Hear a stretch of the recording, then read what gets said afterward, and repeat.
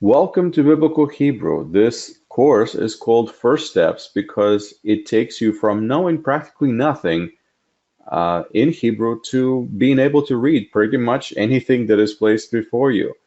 Yes, this is a class that is based on acquiring a skill of learning how to read in Hebrew, which is the basic fundamental skill you need to learn if you're going to learn Hebrew language. It is the first step that anyone achieves in learning a language, is learning how to read, learning how the alphabet works. We're learning how the phonetics work. And so that's the focus of this class. Having said that, please be mindful that there will be some memorization required. Languages are never acquired automatically. It takes a little bit of work. You have to learn the characters, you have to study a little bit, you have to practice. But nevertheless, this course is designed to take somebody who is an absolute beginner and get them to reading in no time. So welcome to class, and let's begin. Step 1, Hebrew letters.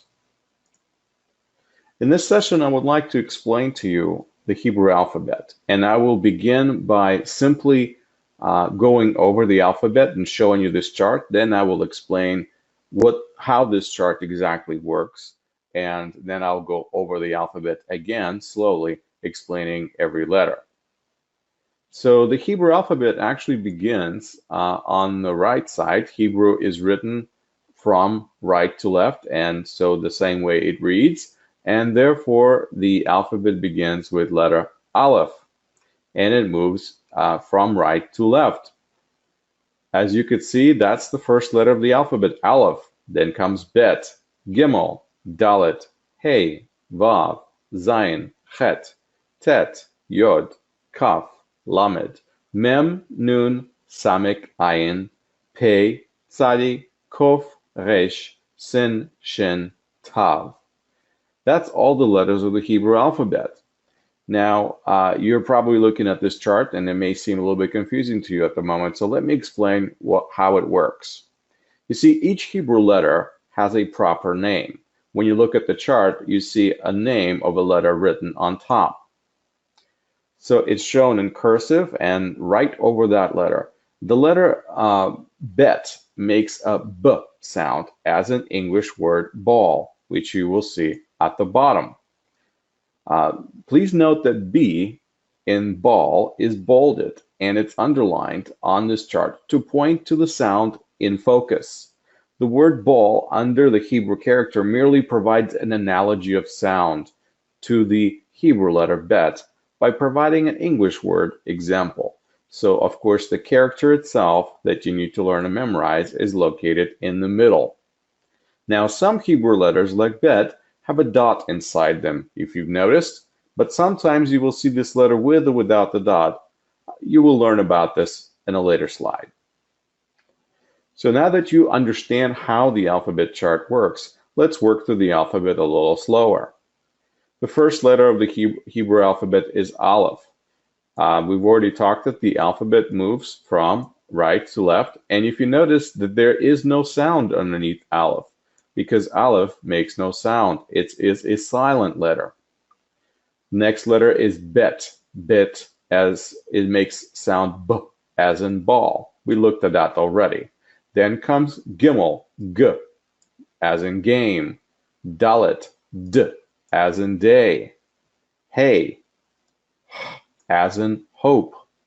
Vav, V as in voice. Zayin, Z as in zoo. Chet, Ch as in Bach. Tet, T as in toy. Yod, Y as in York. Kaf, K as in king. Lamed, L as in leg. Mem, M as in mom. Nun, N as in nose. Samek, S as in stick.